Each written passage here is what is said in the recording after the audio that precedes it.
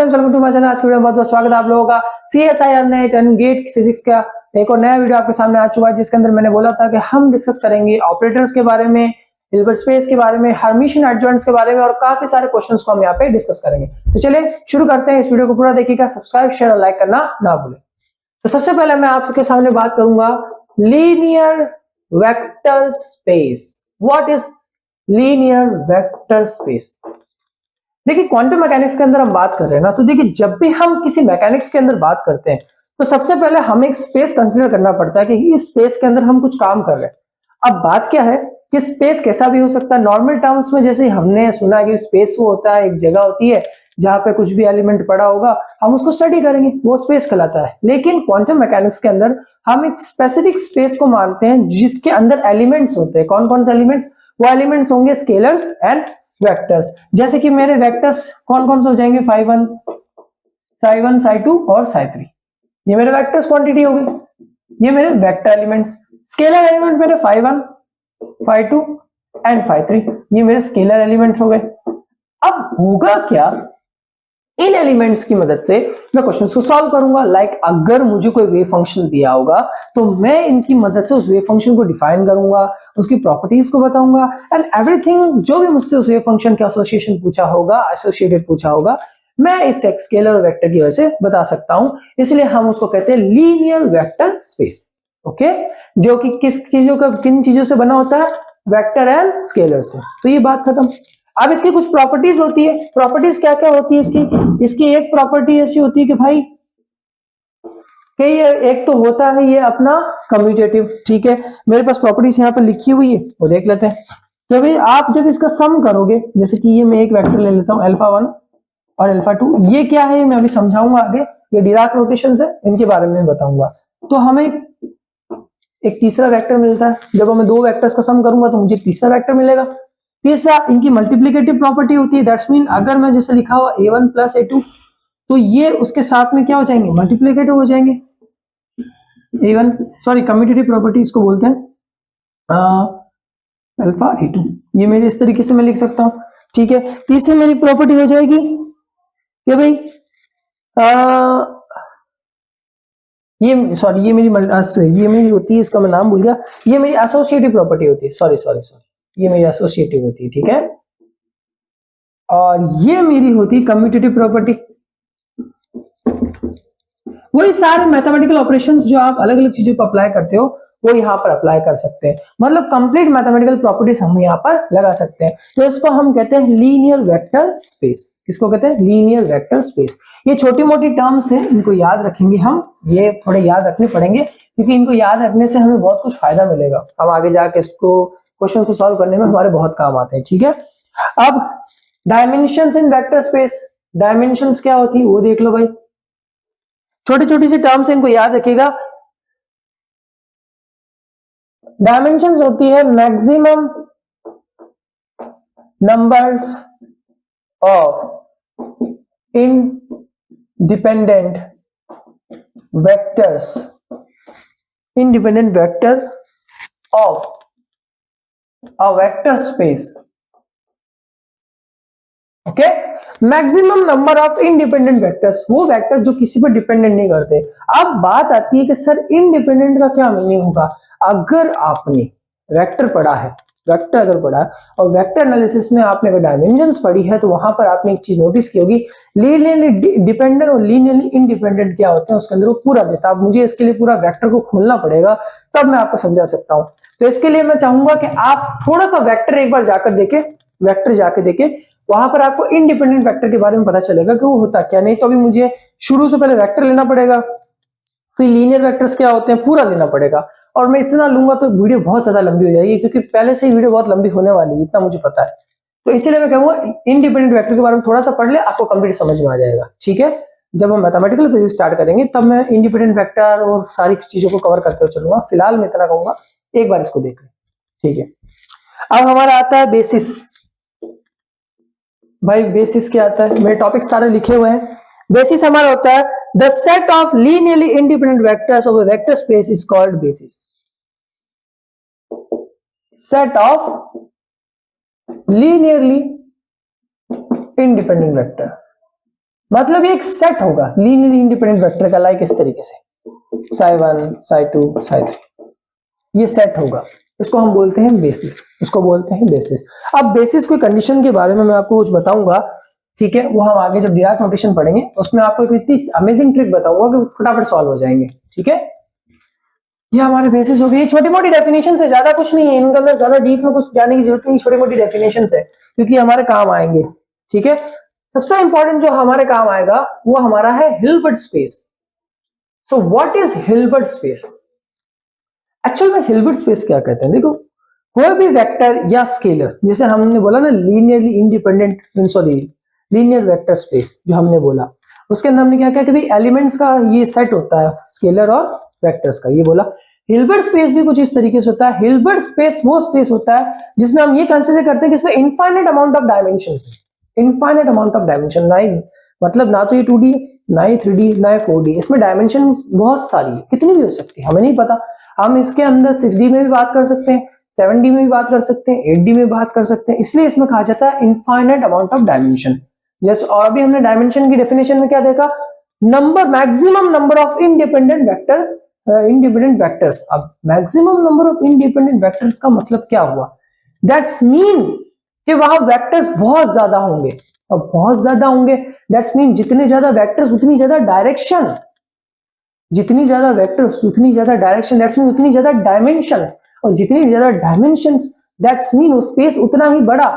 इसलिए हम Hilbert space को कंसीडर करते हैं ताकि हम किसी चीज को, किसी वेव फंक्शन को, चाहे वो मोमेंटम से एसोसिएट हो, चाहे वो पोजीशन से एसोसिएट हो, चाहे वो एनर्जी से एसोसिएट हो, एंड चाहे वो टाइम से एसोसिएट हो, we can define it, we can define it. तो इसको आपको याद रखना होगा कि हिल्बर्ट स्पेस हमारे यहाँ पे ऐसे काम आता है, ठीक है। तो आई होप सो आपको समझ में आ गया होगा हिल्बर्ट स्पेस क्या होता है।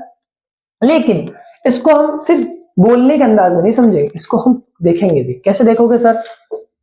कि सबसे पहले हमारा हिल्बर्ट स्पेस होना चाहिए लीनियर होना चाहिए, इसकी प्रॉपर्टीज होती है यानी कंडीशंस होती है। अगर हमें किसी स्पेस को हिल्बर्ट स्पेस मानना है तो सबसे पहले वो क्या होगा, लीनियर होगा, ठीक है साहब। दूसरा, उस वेक्टर का जो मल्टीप्लाई होगा, उसके अंदर जो वेक्टर और जो हमारा स्केलर, इसका मल्टीप्लाई इसके कॉन्जुकेट होगा, कॉन्जुकेट, कॉन्जुकेट होगा।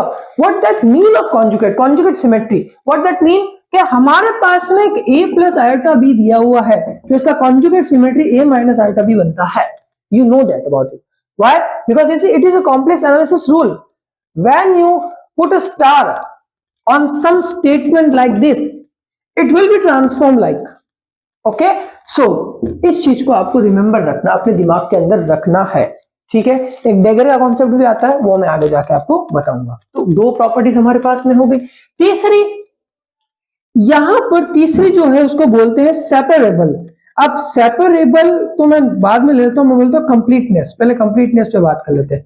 कंप्लीटनेस मतलब हमारा सर जो क्या नाम है स्पेस होगा ना, वो कंप्लीट होना चाहिए। अब कंप्लीट का मतलब सर क्या हो गया, तो जरा समझिए कंप्लीट का मतलब क्या होगा। कंप्लीट का मतलब ये हो गया कि देखो मान लेते हैं मेरे पास यहां पर एक नंबर है, ठीक है, रियल नंबर। मेरे पास क्या है, एक रियल नंबर। अब मैं रियल नंबर ले रहा हूं, याद रखिएगा रियल नंबर। तो जो मेरे रियल नंबर स्टार्ट है वो स्टार्ट कहां से होते हैं, मेरे वंस क्या नाम है 1 2 3 ऐसे स्टार्ट होते हैं। तो मैं मानता हूं मेरे बहुत सारे रियल नंबर है, बहुत सारे रियल नंबर है। अब जो रियल नंबर्स होते हैं ना, उनके बीच में गैप नहीं होता, दैट्स मीन वो फिलअप होते हैं। क्या होते हैं? फिलअप होते हैं। सो इसको हम बोलते हैं कंप्लीट। इसको कॉशी कन्वर्जन भी बोलते हैं, याद रखिएगा। आप अगर कोई बुक पढ़ेंगे तो उसमें लिखा हुआ कॉशी कन्वर्जन। तो कॉशी कन्वर्जन का मतलब होता है कि उनके बीच में गैप नहीं होना चाहिए, ठीक है। और एक होता है रेशनल नंबर। अब मैं मानता हूं कि मेरे पास एक नंबर 1 है और एक 2 है, दोनों ही रेशनल नंबर है। अब इन दोनों के बीच में बहुत सारे रेशनल नंबर लाई कर रहे हैं, दैट्स मीन ये हमारा क्या है, इनकम्प्लीट है। क्यों सर? क्योंकि आपने जब रियल नंबर लिए तो रियल नंबर में 1 2 3 4 5 6 आप ये लो तो 1 से 2 के बीच में कोई गैप नहीं, 2 से 3 के बीच में कोई गैप नहीं, इनके मतलब गैप आएंगे ही नहीं, ठीक है। हम ये कहते हैं कि इनमें गैप नहीं होता। लेकिन अगर रेशनल नंबर की नजर से मैं 1 और 2 को देखूं तो इनके बीच में बहुत सारे गैप्स मुझे मिल जाएंगे। इनफाइनाइट अमाउंट ऑफ मुझे क्या मिल सकते हैं, रेशनल नंबर मिल सकते हैं। अगर आपने 8th क्लास या 9th क्लास या 10th क्लास में आपने पढ़ा होगा मिड निकालना रेशनल नंबर का, तो आपने देखा होगा जैसे जैसे 2 पॉइंट को लेकर डिवाइड बाय 2 करते एक अलग नंबर आता है, फिर 2 को लो 2 करो अलग नंबर आता है, फिर 2 को लो 2 लो अलग नंबर आता है। दैट्स मीन रेशनल नंबर बहुत सारे होंगे, तो ये गैप कभी फिल होगा ही नहीं। दैट्स मीन ये हमारा जो सेट होगा वो इनकम्प्लीट होगा, इसलिए इसको कहते हैं, हम कहते हैं कि भाई हमारा हिल्बर्ट स्पेस हमेशा कंप्लीट होना चाहिए। कंप्लीट का मतलब हमारे हिल्बर्ट स्पेस में हम जो भी वेक्टर लेंगे, जो भी स्केलर लेंगे, उनके बीच में गैप नहीं होना चाहिए, ये याद रखें। ओके, तो ये 3 चीजें थी। अब बात आती है सेपरेबल क्या होता है। सेपरेबल मतलब हम उसको सेपरेटली वेरिएबल फॉर्म में सॉल्व कर सकते हैं। इसका एक अलग से भी होता है, जब मैं आपको इनर प्रोडक्ट्स अभी आगे बताऊंगा उसमें आपको अच्छे से समझ में आएगा, ठीक है। फिलहाल ये 3 कंडीशंस आपको याद रखनी। चौथी कंडीशन होती है सेपरेबल।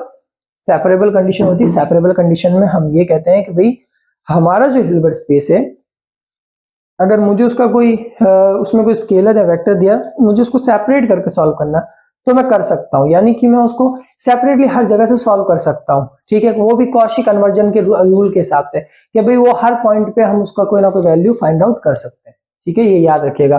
कुछ बुक्स में इसमें अलग भी लिखा हुआ है, मैंने सिर्फ समझाने के हिसाब से आपको सेपरेबल का मतलब बताया। ये आपको तब समझ आएगा जब हम इनर प्रोडक्ट्स और आउटर प्रोडक्ट्स करेंगे, जो कि आगे क्वेश्चन में है, तब आपको समझ में आ जाएगा कि मैं कहना क्या चाह रहा था, ठीक है। तो अब से आपको एक बात ध्यान रखनी है, जब भी आप क्वांटम मैकेनिक्स पढ़ रहे हो और कोई आपसे सवाल पूछ ले, which space do you consider, just एक ही answer, Hilbert space. Why? Because it has a infinite amounts of dimensions and just because we can define wave more frequently, in more better way, okay। so इसको हमने समझा कि Hilbert space क्या होता है। मैंने बहुत शॉर्ट टर्म में समझाया, बुक के अंदर थोड़े मतलब कॉम्प्लेक्स तरीके से लिखा होता, मैं जब पढ़ रहा था मुझको भी समझने में बहुत ज्यादा दिक्कत आई, तो इसलिए मैंने बहुत छोटे छोटे पॉइंट्स में इसको बनाया ताकि मैं इसको आपको इजीली समझा सकूं। तो ये हमारा हिल्बर्ट स्पेस क्या हुआ, कंप्लीट हुआ। अब हमारा हिल्बर्ट स्पेस यहां पर कंप्लीट हो चुका है, तो अब हम स्टार्ट करेंगे हमारे डिराक नोटेशन को। डिराक नोटेशन जो कि मैंने अभी बोला था काम आएंगे। डिराक नोटेशन क्या होता है? सर आपने तो ऑपरेटर का नाम पे सीरीज बनाई थी, ऑपरेटर के नाम पे वीडियो बनाया, लेकिन ऑपरेटर तो अभी तक कहीं भी नहीं आया। ऑपरेटर अब आएगा, क्योंकि ऑपरेटर एक मैथमेटिकल टूल होता है, उसको मैं पूरा अच्छे से बताऊंगा अभी आपको। उससे पहले जो ऑपरेटर के लिए चीजें चाहिए वो हम पढ़ ले तो बेटर रहेगा ना, क्योंकि ऑपरेटर अप्लाई क्या करेंगे, स्पेस में, ठीक है। और नोटेशंस क्या होते हैं वो भी तो पता होनी चाहिए। तो देखो डिराक नोटेशंस हमारे लिए बहुत काम आते हैं। डिराक नोटेशंस को आप पढ़ते हो bracket notation. Bracket notation, what is bracket notation? देखिए ब्राकेट नोटेशन के बारे में अगर मैं बात बोलूं, तो हम जब भी किसी स्पेस के अंदर किसी वेक्टर को रिप्रेजेंट करते हैं, तो हम उसको इस तरीके से रिप्रेजेंट करते हैं, ठीक है। ये मेरा होता है इनिशियल कैट। याद रखिएगा, जब भी आप किसी वेक्टर को क्वांटम मैकेनिक्स में इनिशियली लिखेंगे तो वो कैट में लिखा जाता है। मैं जब क्वांटम मैकेनिक्स शुरू में मैंने पढ़ना स्टार्ट किया था, तो मैं हमेशा ये सोचता था कि यार ये स्टार्टिंग पॉइंट है, बट एक्चुअल में कैट स्टार्टिंग पॉइंट होता है। याद रखिएगा वो इनिशियली कैट में लिखा जाता है। और ये जो मेरा ये मेरा कहलाता है ब्रा। आपको इसको याद रखना होगा, ये है मेरे ब्राकेट नोटेशन। अब सर ब्राकेट नोटेशन तो आपने बता दी कि इनिशियली क्या होता है, ये कैट, लेकिन ये यूज में कैसे आते हैं? अभी यूज में ऐसे आते हैं कि हमें इसके लिए पढ़ना होगा ऑर्थोनॉर्मल बेसिस। तो अब देखिए, अब हम यहां पर इनर प्रोडक्ट्स और आउटर प्रोडक्ट्स के बारे में बात करेंगे, ठीक है। ये हमारे ब्रैकेट नोटेशन भी हो गए। मैं बहुत शॉर्ट टर्म में टॉपिक्स ला रहा हूं, जल्दी भी हो रहे हैं, ताकि हम जल्दी जल्दी चीजों को कंज्यूम करें। मैं सिर्फ उन्हीं बातों पे बात करूंगा जो चीजें हमारे गेट और सीएसआई नेट में चाहिए, बाकी चीजों के बारे में बात नहीं करूंगा। यूं तो अगर मैं क्वांटम मैकेनिक्स लेके बैठू ना, तो मैं सिर्फ श्रोडिंगर इक्वेशन पे 3 घंटे बात कर सकता हूं आपके सामने। 3 घंटे सिर्फ श्रोडिंगर इक्वेशन पे, वो भी सिर्फ टाइम डिपेंडेंट पे, क्योंकि क्वांटम मैकेनिक्स एक बहुत डीप सब्जेक्ट है। बट हमारे पास इतना टाइम नहीं है कि हम इतना डीप डिस्कस कर सकते हैं। मैं इतनी लंबी वीडियो भी नहीं बना सकता, बच्चे बोर हो जाएंगे, जो स्टूडेंट होगा वो चैनल को ब्लॉक करके चला जाएगा, इसलिए मैं नहीं कर सकता। तो मैं सिर्फ उतनी ही बात करूंगा जितने हमें जरूरत पड़ेगी, जितना हमें चाहिए। और अगर आपको शौक है और होना भी चाहिए फिजिक्स के स्टूडेंट को, तो आपको मैं कुछ बुक सजेस्ट करता हूँ, जरूर पढ़िएगा। एक तो हमारी जेटली की क्वांटम मैकेनिक्स बुक आती है, एक introduction of quantum mechanics Griffith की बुक आती है, एक एस.सी. वर्मा सर ने भी बहुत अच्छी किताब निकाली है क्वांटम मैकेनिक्स की, वो जरूर पढ़े। ये 3 किताबें मैं आपको सजेस्ट करता हूँ। इन तीनों किताबों में क्या माइंड ब्लोइंग नॉलेज लिखी हुई है, मतलब टोटली मतलब मैक्सिमम लेवल पे आपको लेके गए और क्या मजा आएगा आपको पढ़ने में इसको। तो एक बार जरूर ट्राई कीजिएगा इनको, ठीक है। चलिए, तो अब हम अपनी बात करते हैं। हमने ब्रैकेट नोटेशन तो पढ़ लिया, तो सर अब क्या करोगे? अब हम बात करेंगे हमारे बेसिस पर, ऑर्थोनॉर्मल बेसिस। अभी हमने सिर्फ बेसिस की डेफिनेशन देखी थी, अब ऑर्थोनॉर्मल बेसिस या नॉर्मलाइजेशन बेसिस, आप जो भी बोलो। तो देखो होता क्या है, ये लिखा जाएगा साई आई साई जे, और ये क्या कहता है कि अगर आई और जे दोनों इक्वल होंगे तो हमारी जो वैल्यू आएगी वो 1 आएगी। ये बिल्कुल प्रोबेबिलिटी डेंसिटी जैसा है। अगर आई और जे इक्वल होंगे तो हमारी वैल्यू 1 आएगी, दैट्स मीन ये कहलाएगा नॉर्मलाइजेशन। ये बिल्कुल याद आया, कुछ प्रोबेबिलिटी डेंसिटी में देखा देखा लग रहा है? हाँ सर, देखा देखा तो लग रहा है। और अगर आई जे के इक्वल नहीं हो तो ये कहलाएगी हमारी ऑर्थोनॉर्मल कंडीशन, क्योंकि ये 0 में हो जाएगा। यहां लिख देता हूं, क्योंकि ये वैल्यू 0 हो जाएगी और ये कहलाएगी ortho normal condition. Wow sir, ये तो बिल्कुल प्रोबेबिलिटी डेंसिटी जैसा लग रहा है। तो ये चीजें हमारे सामने मौजूद होगी। ऑर्थोनॉर्मल बेसिस सर अभी काम कैसे आएंगे? अभी देखो क्वेश्चन करते हैं, बहुत अच्छा क्वेश्चन कराता हूं आपको मैं एक इसका, ठीक है। तो आप देखो इसका कुछ क्वेश्चन कराते हैं, चलिए शुरू करते हैं, ठीक है। और अब मैं जब ऑपरेटर पढ़ाऊंगा इसके बाद जस्ट ऑपरेटर आएंगे, ठीक है। देखते हैं। तो सबसे पहले मैं इसका क्वेश्चन करा देता हूँ, बहुत अच्छा क्वेश्चन है। ब्रैकेट नोटेशन भी इससे हमें समझ में आ जाएंगे और हमारी नॉर्मल ऑर्थोनॉर्मल कंडीशंस भी हमें इससे समझ आ जाएगी। तो देखिए मेरे पास एक क्वेश्चन है और क्वेश्चन के अंदर मेरे पास इनिशियल कैट दिया हुआ है। मैंने बोला ना कैट हमेशा देगा, साई 1 2 5 आई प्लस 3 5 2। फिर मेरे पास दूसरा भी इनिशियल कैट ही दिया हुआ है, आयोटा रूट 2। वाओ, उसमें 4 क्वेश्चन दिए हुए हैं, 4 क्वेश्चंस दिए हुए हैं। आपके तो मजे हो गए भाई, 4 क्वेश्चंस। जब मैं पढ़ रहा था तो मुझे तो क्वेश्चंस मिलते भी नहीं थे, मैंने तो इंटरनेट पर सर्च कर करके लाता था, और ये आप ही के लिए लाया हूं मैं। तो अब मुझे यहाँ पर 4 क्वेश्चन दिए हुए हैं। मुझसे कहा गया भाई एक तो 5 1 निकाल दो। ठीक है सर, 5 1 निकाल देंगे। ठीक है सर। दूसरा साई 2 निकाल दो। ये साई 2 साई है। चल, मैं गलती मेरी है, मैं क्या वो कर लेता हूँ, दिमाग थोड़ा मेरा ऐसे ही चलता है कि मैं 5 को साई बोल देता हूँ। ठीक है, चलो ये सब निकालने के लिए बोला। पहला क्वेश्चन में तो इतना सब कुछ बोला, और दूसरे क्वेश्चन में बोला है, अच्छा मैं इनर प्रोडक्ट और आउटर प्रोडक्ट के बारे में बताना भूल गया, सॉरी यार, वो जरा देखिएगा, बहुत अच्छा है, वो मुझसे थोड़ी गलती हो गई, मैं भी निकालता हूँ। ठीक है, ये हमारे पास एक क्वेश्चन दिया हुआ है यहाँ पर, ये वाले देखो देखो देखो देखो, इसको जरा देखना, बहुत अच्छा क्वेश्चन है, थोड़ा इसको सॉल्व करेंगे। अब एक्चुअल में देखो, मैं इस वाले टर्म को ले रहा हूँ, क्यों ले रहा हूँ वो भी मैं आपको समझाऊंगा कि मैं ये क्यों ले रहा हूँ, क्योंकि ये वाले टर्म के आंसर मैं भी बता दूंगा। ठीक है, याद रखिएगा, जैसे मैंने बोला मैं इस वाले टर्म को ले रहा हूँ, साई 1 एंड साई 2। याद रखिएगा, जब भी इस फॉर्म के अंदर हमारे वेक्टर्स कंसीडर हो, हमारे जो वेक्टर कंसीडर हो इस फॉर्म के अंदर, वो कहलाता है इनर प्रोडक्ट। क्या कहलाता है? Inner product. याद रखिएगा, ऐसे ये कह रहा इधर होना चाहिए, ये कह रहा इधर होना चाहिए, बीच में ये 5 1 साइड, ये हमारा इनर प्रोडक्ट कहलाता है। सर इनर प्रोडक्ट कहलाता है, ठीक है सर। अब ये निकलेगा कैसे? ये साई 1 इस साई 2 से मल्टीप्लाई हुआ है, लेकिन अब लफड़ा क्या है, ये मल्टीप्लीकेशन ही होता है। याद रखिएगा, ये साई 1 प्रोडक्ट का मतलब क्या होता है? मल्टीप्लीकेशन। ठीक है सर, कैट ये तो कैट में है, लेकिन ये साई 1 तो ब्राम है, हमारा जो ये साई है ये तो ब्रा में है, और हमें दिया किसमें? कैट में, तो उसको हम ब्रा में चेंज करेंगे। देखिए ब्रा में चेंज करने का सिंपल तरीका बता देता हूं। ब्रा में चेंज करने का, अगर आप किसी भी वेक्टर को कैट से ब्रा में या ब्रा से कैट में चेंज करते हो, और उसमें अगर कोई आयोटा वाला फंक्शन हो, तो अगर वो माइनस का है तो प्लस में, प्लस में है तो माइनस में, यानी कि कॉन्जुगेट हो जाता है। बस इतना याद रखना, बाकी कुछ चेंज नहीं होगा।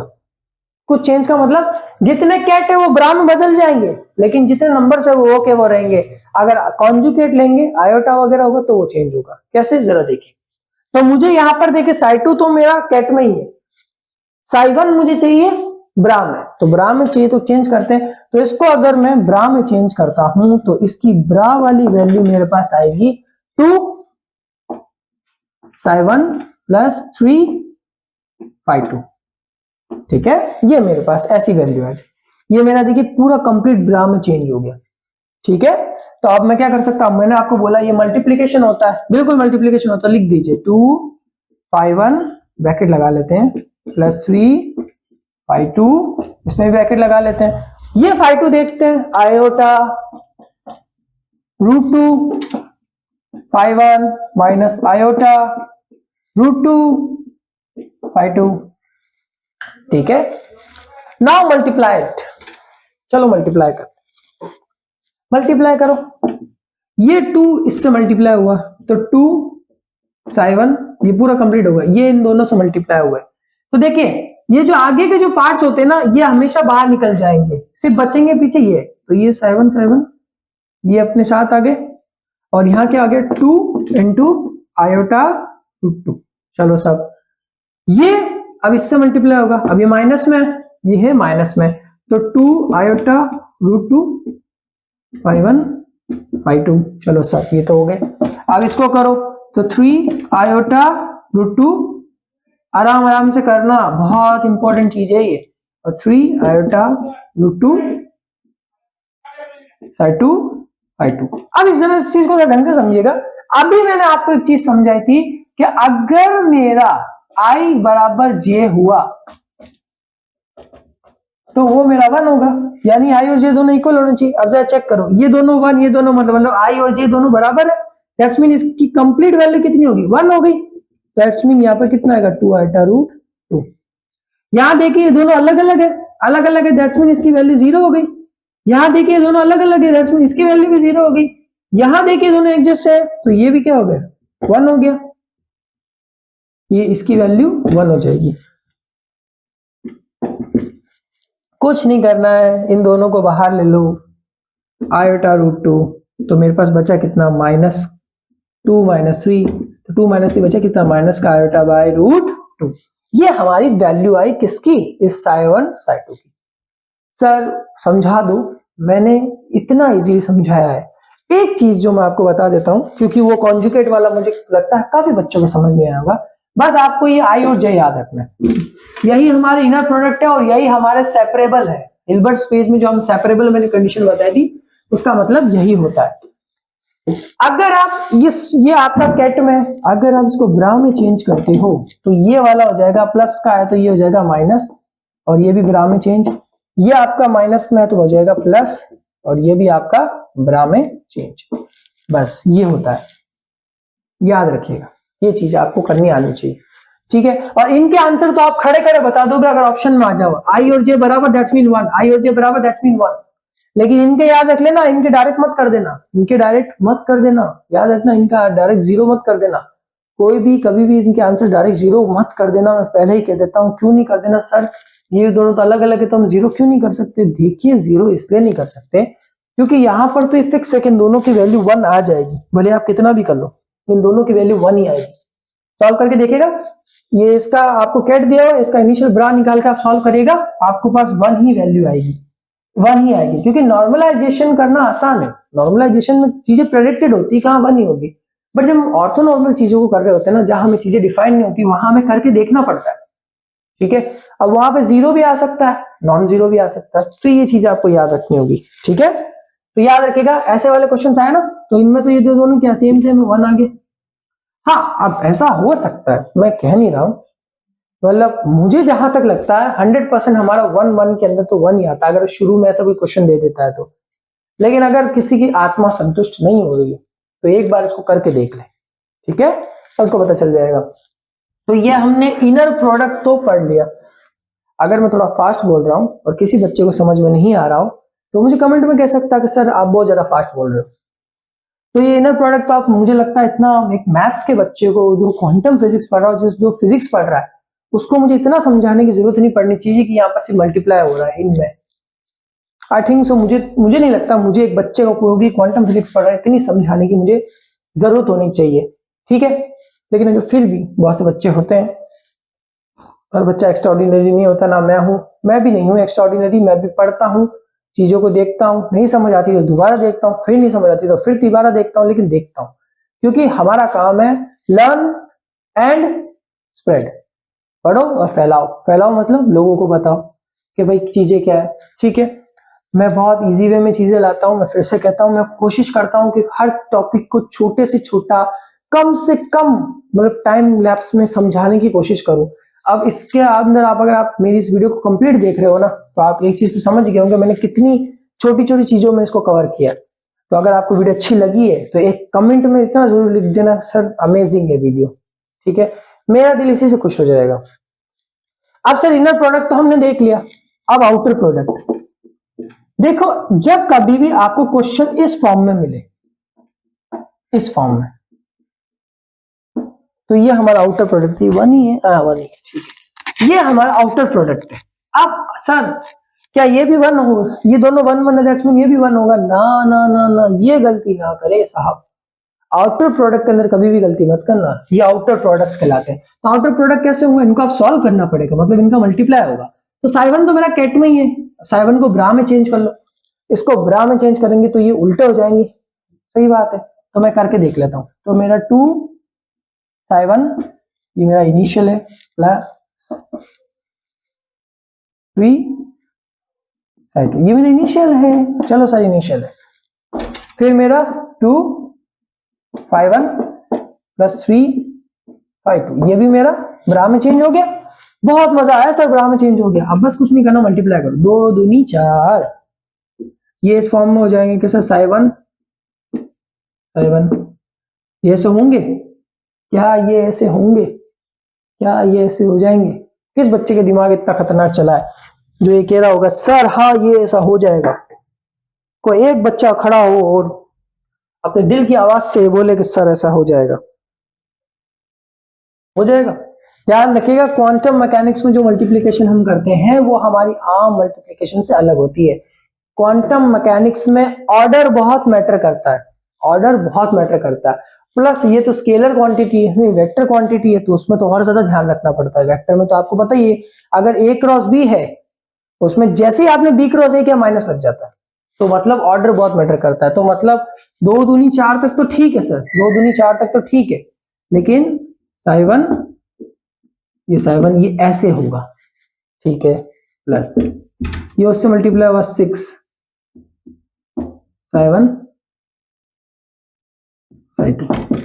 ठीक है सर, ये इससे हुआ, हाँ ठीक है सर, ये इससे हुआ, प्लस ये आया तो नहीं था ना, नहीं था, ठीक है, 6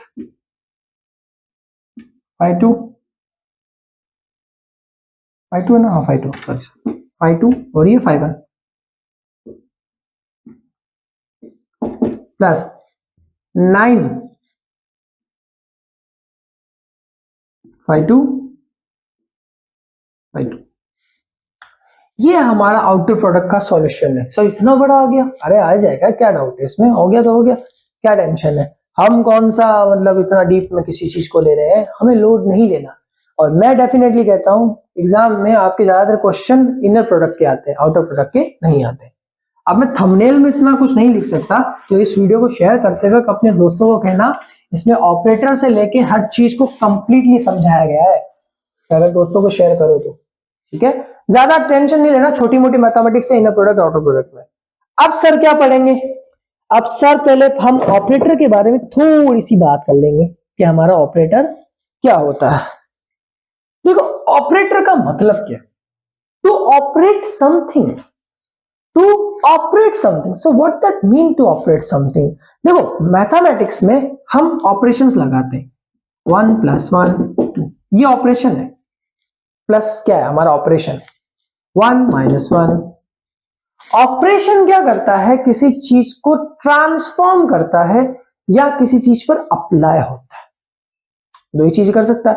भाई ऑपरेशन का मीनिंग क्या होता है, या तो ट्रांसफॉर्म करना या किसी चीज पर अप्लाई होना, और वैसे ट्रांसफॉर्म होने के लिए किसी चीज पर अप्लाई करना ही जरूरी है। तो सर क्वांटम मैकेनिक्स में फिर ऑपरेटर क्या चीज है? तो क्वांटम मैकेनिक्स में ऑपरेटर क्या करता है, किसी वेव फंक्शन के साथ लगा होता है, और उस वेव फंक्शन के बारे में कंप्लीट हमें जानकारी देता है। तो इसलिए कहा जाता है कि in the quantum mechanics an operator is a mathematical tool which help to provide the information and which are operated on a wave function. Okay, so ये चीजें आपको याद रखनी है। फिर इसमें अलग अलग टाइप के आते हैं ऑपरेटर्स, वो भी हम डिस्कस करेंगे। हर्मिशियन भी आते हैं, हर्मिशियन एडजॉइंट्स भी आते हैं, कंप्लीट आते हैं, मैं भी उसके बारे में बात करूंगा। अब फिर इसके बाद हम बहुत सी चीजों के बारे में इसमें बात करेंगे, क्योंकि आज मैं इस वीडियो के अंदर तमाम उन कंप्लीट छोटी मोटी चीजों को डिस्कस कर लूंगा जिनसे मुझे लगता है कि हमें जल्दी से छुटकारा पा लेना चाहिए, क्योंकि वो है एक ऑपरेटर, हर्मिशियन वगैरह, स्क्यू मैट्रिक्स, हर्मिशियन मैट्रिक्स, इन सबसे मैं चाहता हूँ फटाफट छुटकारा मिले, तो फिर मैं वन डायमेंशन पोटेंशियल वेल पे आऊं, क्योंकि जो सबसे इंपॉर्टेंट कॉन्सेप्ट्स में से एक है। ठीक है, चलिए। तो अब मैं बात कर ली मैंने ऑपरेटर के बारे में। तो ऑपरेटर को देखो साहब, कुछ बंदे ऐसा भी लिखते हैं, अभी हमने एक्सपेक्टेशन वैल्यू सॉल्व की, तो एक्सपेक्टेशन वैल्यू में हमने ऑपरेटर को ऐसे लिखा था, बिल्कुल ऐसे ही लिखते हैं। ऑपरेटर के ऊपर ऐसे कैप लगी होगी, अगर किसी के ऊपर भी ऐसा कुछ लगा हो, ये पोजीशन, ये मोमेंटम, ये टोटल एनर्जी, कुछ भी हो, तो वो हमारा क्या है, ऑपरेटर। ठीक है, अब ऑपरेटर को जब हम अप्लाई करते हैं तो वो ऐसा लिख देते हैं, कोई बात नहीं। तो इन चीजों को आपको याद रखना है। अब एक थोड़ा आगे इससे जाने से पहले हम थोड़ी सी कुछ छोटी मोटी बातें कर लेते हैं कि भाई हमारे ऑपरेटर को अगर आप कहीं पर भी अप्लाई करोगे तो इसमें एक हमारी जो होता है, कहते हैं कि भाई लीनियर ऑपरेटर। तो लीनियर ऑपरेटर क्या होता है वो देख लेते हैं। मेरे पास सब कुछ लिखा पड़ा है, मैंने सब नोट्स बनाए हुए हैं, कंप्लीट बनाया है, ताकि मैं एक चीज को समझा सकूं। तो लीनियर ऑपरेटर कहते हैं कि लीनियर ऑपरेटर कोई चीज तभी कहलाएगी जब वो इस कंडीशन को सेटिस्फाई कर सकता हो, यानी कि वो सब पे अप्लाई होता हो। तो ये देखो, ये इस पे अप्लाई होगा तो C1 ए।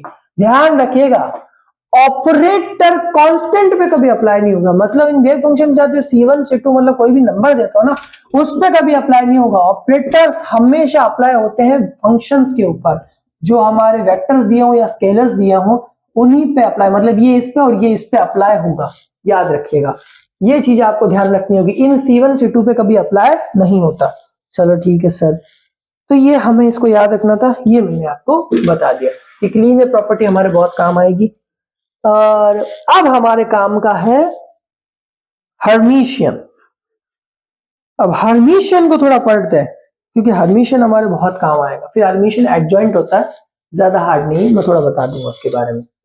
ठीक है, हर्मिशियन ऑपरेटर ये हमारा, क्योंकि इसमें क्वेश्चंस आते हैं भाई, ये पढ़ना ज्यादा जरूरी है। हर्मिशियन ऑपरेटर पढ़ना मैं आपको सजेस्ट करूंगा, मैं तो सिर्फ हर्मिशियन ऑपरेटर का इन्फो दूंगा और एक क्वेश्चन कराऊंगा। आप क्या कीजिएगा, थोड़े इंटरनेट पर हर्मिशियन ऑपरेटर के क्वेश्चन जरूर सॉल्व कीजिएगा। मेरे पास क्वेश्चंस तो है, बट मैं इस वीडियो को इन्फॉर्मेटिव बनाना चाहता हूं, इसलिए मैं ज्यादा क्वेश्चंस नहीं लूंगा, ताकि हमारा टाइम भी कम वेस्ट हो और हम इसको सॉल्व आसान कर सकते हैं। मैं एक तरीका बताऊंगा सॉल्यूशन का, वो सॉल्यूशन का तरीका आप हर क्वेश्चन में अप्लाई कर सकते हैं और वो हो जाएगा, क्योंकि एक कंडीशन है हर्मिशियन ऑपरेटर होने की, तो उसको हम सेटिस्फाई करेंगे तो वो हमारा हर्मिशियन ऑपरेटर होगा, ये बात फिक्स है। ठीक है, तो चलिए, अब अगर हमें किसी फंक्शन को हर्मिशियन ऑपरेटर बनाना है तो हमें ये कहना होगा, जैसे कि एक फंक्शन है, उसकी कंडीशन दी हुई है कि फाई ऑपरेट हो रहा है ए पे, इसका डैगर और कॉम्प्लेक्स कॉन्जुगेट दोनों एक ही मां के बेटे, डैगर और स्टार लगाओ डैगर लगाओ एक ही बात है, वो ऐसे हो जाता है। मतलब अगर आप किसी का कॉन्जुगेट लेते हो और वो इस फॉर्म में चेंज हो जाए तो वो हर्मिशियन कहलाता है। लेकिन ये फॉर्म थोड़ी बेकार है, क्योंकि इसमें कोई चीज क्लैरिफाई नहीं हो पा रही आपको और मुझको, दोनों को नहीं। तो मैं इसको क्लैरिफाई करने का एक और मजेदार तरीका लाया हूं। उसमें हम क्या करते हैं, उसमें हम ये कहते हैं कि अगर हमारा एक ऑपरेटर इस तरीके से डिफाइन है और अगर जब उस पर हम कोई भी कॉन्जुगेट अप्लाई करते हैं या फिर उसको चेंज करने की कोशिश करते हैं तो वो चेंज होकर ऐसा आ जाता है। अब इसका मतलब क्या कि ये पहला ऑपरेटर साई पे अप्लाई हो रहा था, लेकिन अब किस पे अप्लाई हो रहा है, फाई पे। अगर आप ये प्रूफ कर देते हो कि एक ऑपरेटर पहले साई पर अप्लाई हो रहा है फिर उसके बाद वो फाई पर भी अप्लाई हो रहा है, तो वो आपका हर्मिशियन ऑपरेटर कहलाता है। याद रखिएगा, हर्मिशियन ऑपरेटर की कंडीशन ये होती है कि अगर हमारा एक ऑपरेटर किसी एक वेव फंक्शन पे एसोसिएट है और उस पर अप्लाई हो रहा है तो वो दूसरे वाले पर भी होगा, ये हम प्रूफ कर देते हैं। अब एक चीज और यहाँ पर सबसे इंपॉर्टेंट, अगर ये भी नहीं समझ आया हो किसी बच्चे को, क्योंकि देखो ये क्वेश्चन में हमारे पास जब वो कभी कभी एग्जाम में डायरेक्ट क्वेश्चन पूछ लेता है which condition is satisfy Hermitian operator, तो हमें उसमें ही पता होनी चाहिए, इसलिए मैंने ये सब लिखी है ताकि आप वहां पे ऐसे भड़बड़ा ना जाओ कि सर ने तो कुछ बता ही नहीं। एक लास्ट जो हमारे सार्वजनिक है और हम हमेशा यूज लेते हैं कि अगर, और जिसको मैं अभी प्रूफ भी करूंगा कि अगर हमारे पास ये दिया हो तो हम उसको इसमें चेंज कर सकते हैं, Sai star A cap Sai be top, या फिर A cap Sai A cap, ठीक है, सॉरी ए कैप साई, उसको भी हम ऐसे लिख सकते हैं,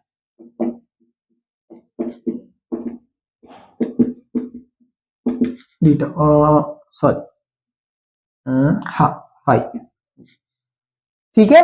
मतलब अगर हमें क्या करेंगे, हमारे पास इसका कोई फंक्शन दिया होगा, उसको हम इसमें ट्रांसफर करेंगे, इसको सॉल्व करेंगे तो हमारे पास ये रिलेशन बनेगा जो कि ये हो जाएगा। ये भी मैं आपको बताऊंगा, बहुत आसान है, बहुत आसान है, दिखने में क्वांटम मैकेनिक्स हार्ड है, दिखने में ये थोड़ा हार्ड है। मैं एक तरीका बताता हूँ, याद रखिएगा, आपको स्टेप बाय स्टेप काम करना है। सबसे पहले हमें इस फॉर्म में कोई क्वेश्चन मिलेगा, उसको हम इसमें ट्रांसफर कर देंगे, ठीक है सर।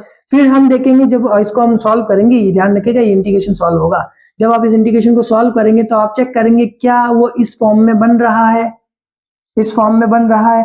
अब सर कहेंगे सब इंटीग्रेशन सॉल्व करेंगे तो ये कैसे बनेगा, वो भी मैं क्वेश्चन में बताऊंगा, देखिएगा। तो क्या वो इस फॉर्म में बन रहा है, इस फॉर्म में बन रहा है तो डेफिनेटली वो क्या है, ये है। अगर ये है तो ये कंडीशन क्या होगी सर, सेटिस्फाई हो गई, ये याद रखिएगा। ये अभी हमें क्वेश्चन करते हैं, उससे आपको कंप्लीटली क्लैरिफाई हो जाएगा। मैं इस कंडीशन को लिख के रख रहा हूं, क्वेश्चन थोड़ा बड़ा होगा इसलिए आपको ये याद रखना होगा। कंडीशन क्या है, psi a star psi equals to a star phi psi. चलो क्वेश्चन है मेरे पास में, प्रूफ साई पी साई, ये हमारे पास, और हमसे कहा गया इसको प्रूफ करो,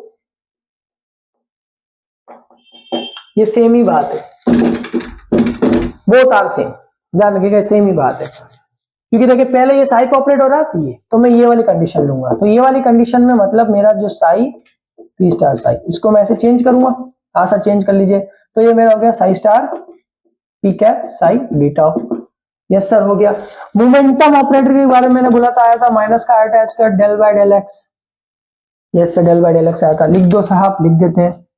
तो साई स्टार को छेड़ना नहीं है, अभी नहीं छेड़ोगे, माइनस का माइनस, ये अटैच कट हमारे काम का नहीं, तो कंप्लीट बार ले लेते हैं, del psi by del x psi ditto, सा डीटो आ गया। अब एक्चुअल में ये डीटो को हम यहां लेंगे एक्स में, ध्यान रखिएगा ये डीटो हमारा, हम अपनी सुविधा के अकॉर्डिंग लेते हैं इसको, वैसे डीटो जनरल फॉर्मूले में डीटो लेते हैं क्योंकि ये वॉल्यूम को रिप्रेजेंट करता है, लेकिन हम अपनी सुविधा के लिए हम इसको क्या करें, एक पर्टिकुलर कोऑर्डिनेट में मान रहे हैं, किसमें, एक्स में, एक्स डायरेक्शन में मान रहा हूं मैं, ठीक है, तो मैं इसको एक्स डायरेक्शन में मान रहा हूं। याद रखना, कोई बच्चा अगर इस चीज को लेकर कंफ्यूज हो रहा हो कि सर डी टाउ को डीएक्स में कैसे लिया, तो याद रखिएगा हम स्पेस के अंदर है, और जब हम स्पेस के अंदर है तो वहां कोऑर्डिनेट डिफाइन करना मुश्किल है, तो मैं एक पर्टिकुलर डायरेक्शन में बात कर रहा हूं, इसलिए मैंने क्या लिया, एक्स ले लिया, इस सबको मैंने एक्स में ले लिया, क्योंकि मेरा मोमेंटम का एक्स में, तो मैंने इसको भी एक्स में ले लिया।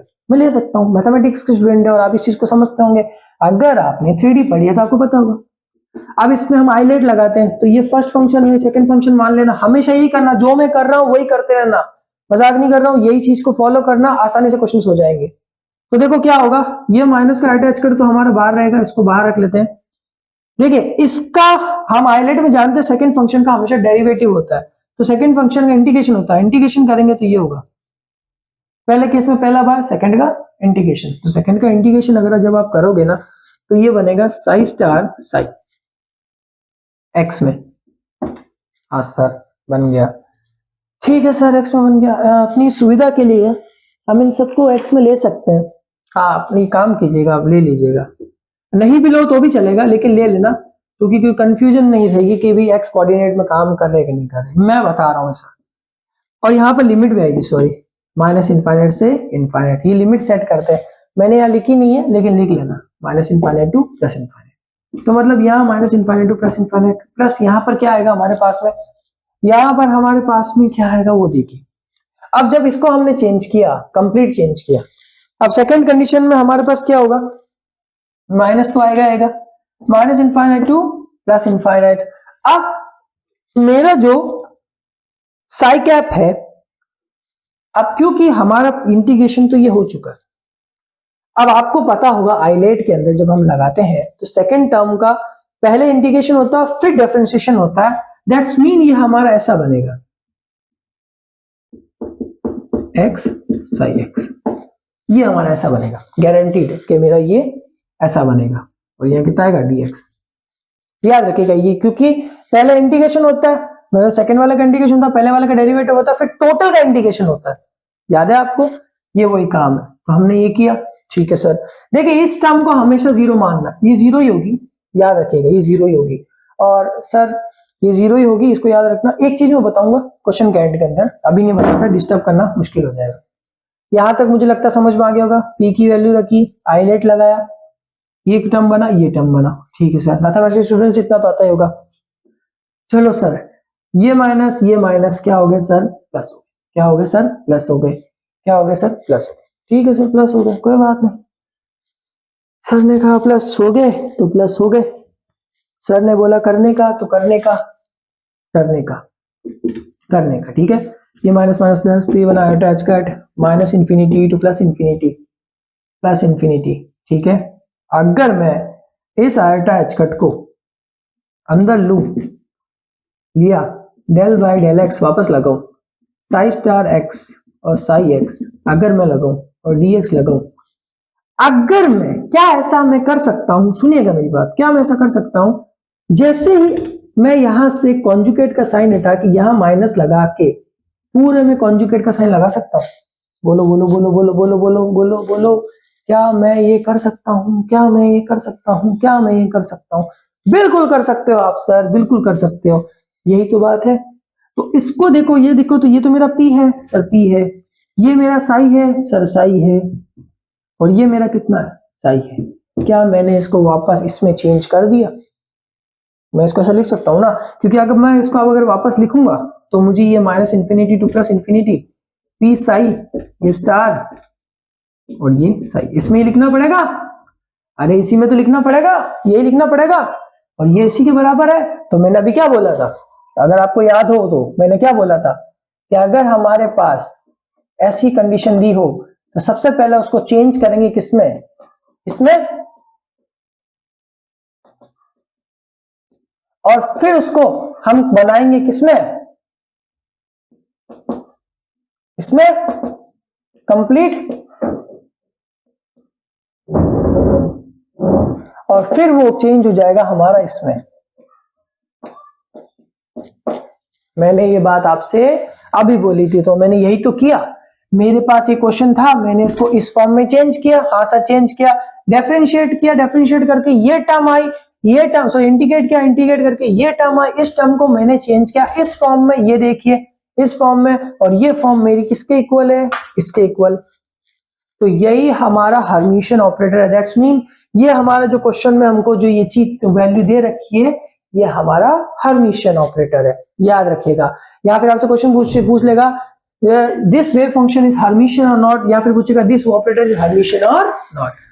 इतना आसान तरीके में समझाया मैंने, मैं मजाक नहीं कर रहा हूं। और सबसे अच्छी बात जो मैंने बोली थी मैं अभी बताने वाला हूं, आप इस तरीके से क्वेश्चन सॉल्व कीजिए, मैं गारंटी देता हूं आपका क्वेश्चन कभी गलत नहीं होगा। क्यों गलत नहीं होगा सर? क्योंकि जो माइनस इनफाइनाइट से प्लस इनफाइनाइट में जब आप पहला जो डेरिवेटिव होता है ना आइलेट का, फर्स्ट वाला जो इंटीग्रेशन होता है वो हमेशा जीरो होता है, ये बात तो फिक्स है। तो हमें सेकंड वाले पे काम करना है, तो ये फटाफट हो जाता है, ठीक है। इसलिए मैं आपको कह रहा हूँ इस वीडियो को धीरे धीरे देखिए, एक एक चीज समझा रहा हूँ, एक एक पॉइंट क्लियर कर रहा हूँ। अब मैं इसके और भी क्वेश्चन है मैं अगली वीडियो के अंदर हो सकेगा तो छोटी वीडियो और बना दूंगा जिसके अंदर मैं सिर्फ हर्मिशियन के क्वेश्चंस लेकर आऊंगा, ओके। लेकिन फिलहाल के लिए हमारे पास इतना टाइम नहीं कि मैं हर्मिशियन के और क्वेश्चन डिस्कस कर सकूं। कमेंट के अंदर मुझे बताइए क्या आपको हर्मिशियन ऑपरेटर के और ज्यादा क्वेश्चंस चाहिए? अगर चाहिए हर्मिशियन ऑपरेटर के तो मुझे कमेंट में बताइए, मैं आपके लिए 10 to 20 क्वेश्चंस लाने की कोशिश करूंगा और जरूर लेकर आऊंगा। अगर मुझे कमेंट मिलेंगे, लाइक मिलेंगे, सब्सक्राइब मिलेंगे, और अगर मुझे कोई कमेंट में कहेगा सर बताइए हर्मिशियन के और क्वेश्चंस और इजी तरीके से, तो मैं वो भी कर दूंगा। तो उसके लिए आपको सब्सक्राइब करना होगा, लाइक करना होगा और कमेंट जरूर करना होगा, ओके। चलो अब हमारे पास अलग अलग टाइप के ऑपरेटर्स आते हैं। सिंगुलर ऑपरेटर, सिंगुलर ऑपरेटर उस किसको कहते हैं, जैसे ये एक ऑपरेटर सिंगुलर तब होगा, इसका मतलब है उस ऑपरेटर का इनवर्स एग्जिस्ट नहीं करता। इनवर्स मतलब उसका आप कॉन्जुगेट नहीं कर सकते या उसको आप चेंज नहीं कर सकते, ठीक है। यूनिटरी ऑपरेटर किसे कहते हैं, यूनिटरी ऑपरेटर होता है ए डेगर या ए स्टार ए, ये दोनों कितने बराबर होते हैं, 1 के बराबर होते हैं, या आई बोलते हैं इसको, याद रखिएगा आई, आई मतलब 1, ठीक है। ये सब चीजें होती है। तो ये सब हो गया। अब एक छोटा सा और मैं कुछ करवाऊंगा, मैट्रिक्स फॉर्म। मैं चाहता हूं मैट्रिक्स फॉर्म भी हम कर ले और आइगन वैल्यू फंक्शंस भी कर ले, हमारे काम हो जाएगा। तो देखिए कभी कभी क्या होता है ना, कुछ क्वेश्चंस हमारे मैट्रिक्स फॉर्म के अंदर दे रखे होते हैं। हमारा जो इनिशियल कैट होगा वो मैट्रिक्स फॉर्म में दे देगा और इनिशियल ब्रा होगा वो मैट्रिक्स फॉर्म में दे देगा। तो मैं वहां टेंशन में आ जाऊंगा, सर मैट्रिक्स तो मैंने नहीं पढ़ी। अरे बहुत आसान है, इसके लिए मैं कुछ नहीं समझाऊंगा। मैट्रिक्स फॉर्म को समझाने के लिए हम सीधा एक क्वेश्चन लेंगे और उससे मैट्रिक्स फॉर्म समझ लेंगे। तो चलिए क्वेश्चन ले लेते हैं। तो मेरे पास एक क्वेश्चन दिया हुआ है, initial ket psi1 equals to 9 iota psi1 plus 2 phi2, okay. और फिर आता है psi2 minus iota √2 psi1 plus iota √2। ये थोड़ा मैं psi1 psi2 में थोड़ा गलत बोल जाता हूं, तो इसको कोई माइंड ना करें, कम प्रॉब्लम हो जाती है, ठीक है। ये हमारे पास ऐसे दे रखा है और हमसे कहा गया है कि भाई इसको चेंज कर लो। एक्चुअल में इसमें वो दे नहीं रखा है मैट्रिक्स फॉर्म में, ये मैट्रिक्स फॉर्म वाला क्वेश्चन नहीं है, सॉरी गलती मुझसे हो गई भाई, ये मैट्रिक्स फॉर्म वाला क्वेश्चन ही नहीं है। मैट्रिक्स फॉर्म वाले मेरे पास क्वेश्चन थे तो बहुत सारे, एडमिशन के क्वेश्चन मेरे पास बहुत सारे पड़े हैं अभी, लेकिन टाइम इतना नहीं है कि एडमिशन के और क्वेश्चन करा सकूं। चलिए ये क्वेश्चन मैं आपके लिए छोड़ता हूं। इसमें ना आपको ये चीज निकालनी है, एक आपको निकालना है psi1 या आउटर प्रोडक्ट इन दोनों का, और एक आपको निकालना है आउटर प्रोडक्ट निकालना है, एक आप इनर प्रोडक्ट निकाल के दिखाइएगा मुझे इसका। कमेंट के अंदर मुझे बताइएगा इसका आंसर कितना है इनर प्रोडक्ट का। ये मैट्रिक्स का नहीं है, मैं मैट्रिक्स के क्वेश्चन सॉरी मैं शायद में मेरा पेपर ऊपर भूल गया, सॉरी इसके लिए। मैं समझा देता हूं कि मैट्रिक्स में क्या होता है। देखिए सॉरी, मैं इसके लिए आपसे माफी तलब करूंगा क्योंकि मैं ऊपर क्वेश्चंस भूल कर आ गया। मान लेते हैं मेरे पास ये इनिशियल कैट दिया हुआ है और वो इस फॉर्म में A1 A2 A3, ये मेरा मैट्रिक्स फॉर्म में। जब मैं इसको ब्रा में चेंज करूंगा तो ये वो ऐसे चेंज हो जाएगा, A A2 और A3, ये इसमें चेंज हो जाएगा, याद रखिएगा, ओके। ट्रांसपोज हो जाएगा, मतलब उसका ट्रांसपोज हो जाएगा, इसको याद रखिएगा। और एक चीज तो मैं भूल ही गया, हर्मिशियन की कुछ कंडीशन, हर्मिशियन एडजॉइंट्स जिसको बोलते हैं, वो जरूर लिख ले आप, बहुत काम आएंगे आपके। हर्मिशियन एडजॉइंट्स की प्रॉपर्टीज वो मैं लिखाना भूल गया, वो लिख ले भाई, सॉरी मुझसे गलती हुई। हर्मिशियन एडजॉइंट्स, देखिए हर्मिशियन एडजॉइंट इसको कहते हैं कि ए का डेगर जब आप करोगे, ये मुझे ट्रांसपोज देखकर याद आया, वो उसके ट्रांसपोज के इक्वल होता है। और हर्मिशियन का डेगर ऑपरेटर के बराबर होता है। ए का डेगर इक्वल्स टू ए स्टार ए डेगर के बराबर होता है। ए बी सी डेगर बी डेगर ए डेगर के बराबर होता है। 2 साई का डेगर 2 कैट के डेगर के बराबर होता है। तो ये सारे होते हैं, इनको नोट कर लीजिएगा, ये बहुत काम आएंगे। And the one and only and the last question is left is about the eigenvalue functions. What is the eigenvalue functions? देखो मैंने इस वीडियो के अंदर काफी चीजें डिस्कस कर दी है, ऑपरेटर डिस्कस कर दिया, हर्मिशियन डिस्कस कर दिया, हिल्बर्ट स्पेस डिस्कस कर दिया, लीनियर वेक्टर स्पेस डिस्कस कर दिया। हमने बहुत छोटे टर्म्स में डिस्कस किया है। अगर कोई इसको और ज्यादा डीप में पढ़ना चाहता है तो इंटरनेट जिंदाबाद, पढ़े जरूर, क्योंकि पढ़ना ही इस दुनिया में सबसे अच्छी चीज है। जो पढ़ेगा वो आगे बढ़ेगा। जैसे कि मुझे डॉक्टर भीमराव अंबेडकर सर का जो मशहूर जो कोट है मुझे आज भी याद आता है, शिक्षा वो शेरनी का दूध है जो जितना पिएगा वो उतना ही ज्यादा दहाड़ेगा। तो ये चीजें आपको याद रखनी है क्योंकि ये उन लोगों ने ऐसी बातें हमको बोल के गए, ऐसी चीजें हमको समझा के गए जो हमारी लाइफ लेसन्स के लिए हमारे लिए बहुत ज्यादा काम आती है। तो मैं आपको कहूंगा follow up this things, education is better than anything.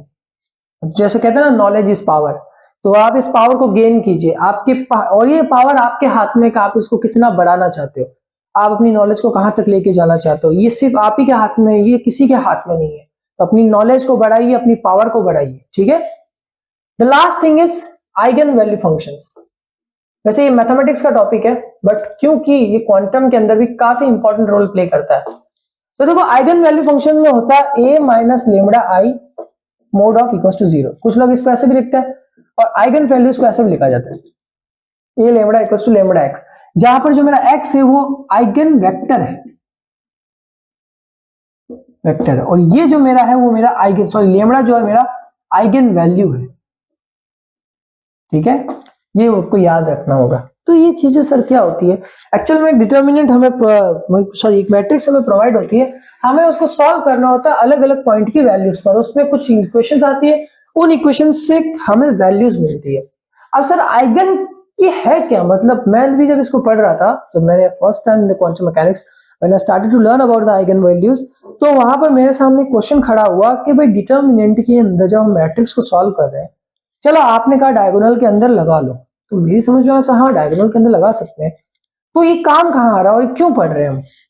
Eigen value function हमें किसी स्पेस के अंदर हमारा जो वेक्टर होता है या फिर हमारा वेव फंक्शन होता है उसके नेचर को डिफाइन करने में काफी मदद करता है। मतलब जो स्पेस के अंदर जो कोऑर्डिनेट्स होते हैं ना एक्स वाई जेड में, तो 3 डायमेंशन के अंदर उसके नेचर को रिप्रेजेंट करने का बहुत अच्छा तरीका है।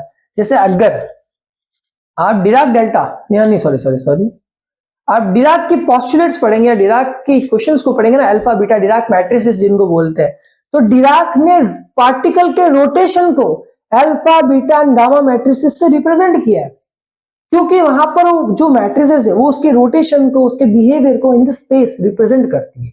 तो याद रखिएगा डिराक ने 4x4 की मैट्रिक्स ली थी, लेकिन हमारा जो आइगन वैल्यू होगा उतना बड़ा नहीं होता। तो मैं आपको सिंपल स्टेप्स में आइगन वैल्यूज को सॉल्व करना बताऊंगा। So sir how, let's take in question. हमारी आदत है हम हर चीज को क्वेश्चन से सॉल्व करते हैं। क्या लिखा हुआ सर, 520, ठीक है सर, 250, ठीक है सर, 002। आपको कुछ नहीं करना है, आपको सिंपल से एक चीज याद रखना है, इसके डायगोनल में से लेमडा को माइनस कर देना। तो लेमडा को माइनस क्यों करते हैं, क्योंकि आइगन की कंडीशन होती है कि आप सबसे पहले यहां पर लेमडा को माइनस करोगे डायगोनल में। ये जो a माइनस लेमडा आई जो होता है वो यही होता है। हम एक्चुअल में क्या करते हैं, जैसे ये मेरा a है, तो a तो मेरा ये है, लिख लेता हूं। मैं आपको बता देता हूं, कुछ बच्चे कंफ्यूज हो जाएंगे कि सर आपने प्रोसेस नहीं बताया, इसलिए उनको प्रोसेस भी बता देते हैं। लेकिन मैं कहता हूं जब चीजें आसानी से हो रही है तो प्रोसेस में ज्यादा पढ़ना नहीं चाहिए, लेकिन फिर भी आत्मा की शांति जरूरी होती है। और आइडेंटिटी मैट्रिक्स में जानता हूं 1 0 0 1 0 0 1, ये लेमडा इनसे मल्टीप्लाई होगा अंदर की तरफ, तो ये लेमडा लेमडा लेमडा, और फिर आप इसको माइनस करोगे, सॉरी फिर आप इसको माइनस करोगे तो ये इसी फॉर्म में बनेगा, ठीक है। तो इसलिए मैं कह रहा हूं डायरेक्ट ही डायगोनल के अंदर से माइनस कर देना, ठीक है सर। आप क्या करेंगे, सॉल्व करेंगे।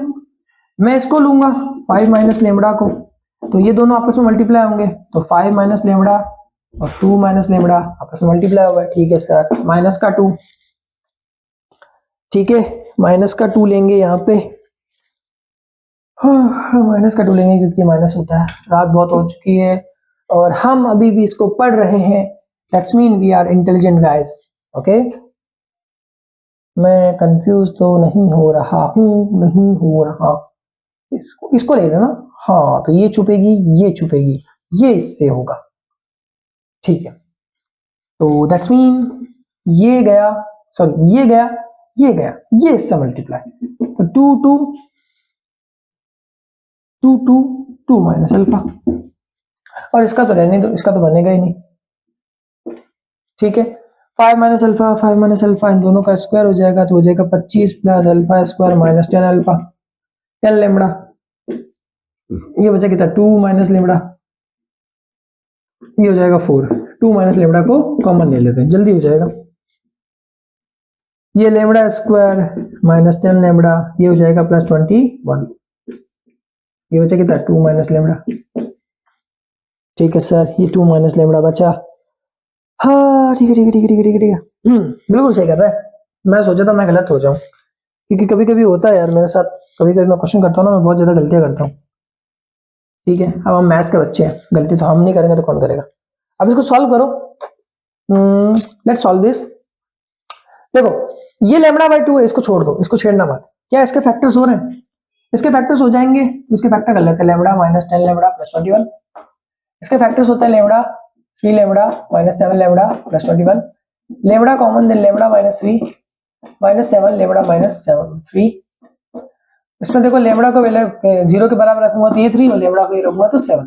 समझ ही गए होंगे, अब तो कॉमन लेके करना है। और लेमड़ा की एक वैल्यू 2, अगर इसको भी 0 के बराबर करूंगा, इन सबको 0 के बराबर करेंगे। ठीक है, तो लेमड़ा की मेरे पास यहाँ पर 3 वैल्यू आई। कितनी वैल्यू आई सर? 3 वैल्यू आई।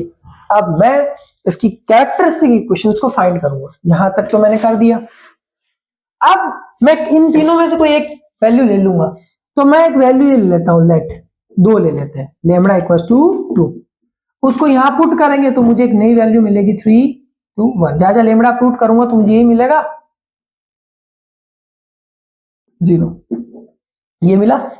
अब मुझे इसकी कैरेक्टरिस्टिक इक्वेशन चाहिए। हाँ सर कैरेक्टरिस्टिक इक्वेशन तो चाहिए, विदाउट कैरेक्टरिस्टिक इक्वेशन आप इसको फाइंड आउट भी नहीं कर सकते। नहीं कर सकते, बिल्कुल आपकी बात सही है, मैं मानता हूं आपकी बात को। तो मैं इसकी कैरेक्टरिस्टिक इक्वेशन, अब ये क्योंकि ए है, मैंने अभी आपको बताया था, इसको ऐसा लिख सकते हैं, ax equals to lambda x। मैं लिख सकता हूँ, बिल्कुल लिख सकता हूँ। इसको यहाँ पर अभी देखते हैं। x में मैं यहाँ लिख लेता हूँ भाई ए बी सी लिख लेता हूँ, ज्यादा कंफ्यूज नहीं होगा। और यहाँ लेमड़ा रहने देता हूँ, और यहाँ भी लिख लेता हूँ ए बी सी, लिख सकते हैं। इसको देखो तो ये 3a प्लस 2b, फिर 2a प्लस 3b, ऐसा बनेगा 3a plus 2b, 2a plus 3b, और ये 0 बराबर lambda A B C. Comparison करें, कैरेक्टरिस्टिक इक्वेशन निकालने के लिए कंपैरिजन कर सकते हैं। तो देखो एक इसने एक तरीका और दिया है, जब मैंने इसको सॉल्व किया तो इसने एक तरीका और लिया है, लेकिन मैं उस तरीके को फॉलो अप करने के थोड़े खिलाफ हूं। मुझे थोड़ा अजीब सा लगता है, लेकिन वो तरीका लगभग थोड़ा सा तो अच्छा है ही है, मतलब कंपेयर टू ज्यादा चीजों के। उसने बोला है कि आप ये मत करो, हालांकि ये भी होता है, इसमें कुछ नहीं करना है। ये जो लेमड़ा है ये अंदर मल्टीप्लाई हो जाएगा तो ये इसके इक्वल बनेगा, तो इसकी कैरेक्टरिस्टिक इक्वेशन तैयार हो जाएगी लाइक ऐसी x। फिर यहाँ आप ए बी सी नहीं ले सकते, फिर यहाँ आपको x1 x2 x3 लेना होगा। ठीक है, तो मेरा ऐसा मानना है कि ऐसे ना करके एक और सिंपल वे में आप इसको कर सकते हो। क्या सिंपल वे में कर सकते हो? क्या आप डायरेक्ट इसको रखो, किसको? लेमड़ा को। सर रख देते हैं, आप ये वाली वैल्यू लो। आपको लेमड़ा रखना नहीं है, सॉरी 250। मैं कंफ्यूज नहीं हो रहा हूं, मैं सिर्फ एक इजी तरीका ला रहा हूं, क्योंकि वह उससे भी कैरेक्टरिस्टिक इक्वेशन निकलती है, इससे भी निकलती है। और यहाँ पर एबीसी ले लेते हैं, और वो लेमड़ा एक्स, तो लेमड़ा की जगह 2 रख देते हैं और एबीसी रख देते हैं। अब इसकी इक्वेशन आप बना लो, तो इसकी इक्वेशन बनाओगे तो 5a प्लस 2b, ठीक है, और 2a प्लस 5b, और यहाँ पर 2c बनेगा, और ये 2 अंदर मल्टीप्लाई होगा तो कितना होगा 2a 2b 2c। एक्चुअल में इसने क्या किया, लेमड़ा की वैल्यू को यहां रख दिया, इसके अंदर नहीं रखा। ठीक है, दोनों एक ही माँ के बेटे हैं, आप लेमड़ा को यहां रखो या यहां रखो। ठीक है, लेकिन क्योंकि ये क्या एक परफेक्ट इक्वेशन बनाने में मेरे काम आ रहा है, इसलिए मैंने इसको ऐसा कर दिया। ठीक है सर, तो अभी देखो ये कंपेयर करते हैं, तो ये कंपेयर करेंगे तो भाई 5a प्लस 2b बराबर 2a, 2a प्लस 5b बराबर कितना आएगा 2b, और 2c बराबर 2c। तो देखो मेरी c की वैल्यू अगर मैं यहाँ पर निकालू 2c में इसकी वैल्यू निकालो, 2c बराबर 2c। ठीक है, मेरे पास ये आएगा। ओके सर, तो दैट्स मीन कि अब आपको यहां पर एक सिंगल चीज निकालनी पड़ेगी, वो क्या है जरा देखते हैं भाई। चलो, अगर आप ढंग से देखो तो सी की कोई वैल्यू नहीं आ रही, यहाँ पर सी की कोई वैल्यू मिलना थोड़ा सा मुश्किल है। सी की वैल्यू मिलना यहाँ पर मुश्किल है, लेकिन ए और बी की वैल्यू मिल सकती है। तो ए और बी की वैल्यू क्या होगी, ए 2b, क्योंकि नॉन फाइनाइट होगी, 2c बराबर 2c होगी, दैट्स मीन इसकी कोई वैल्यू नहीं है हमारे पास। तो हम ये कहेंगे कि हर कंडीशन को सेटिस्फाई करता है। ये इसका भी हम सोल्यूशन करते हैं। इसकी आप वैल्यू निकालें और आप मुझे बताएं ए और बी की वैल्यू क्या होगी।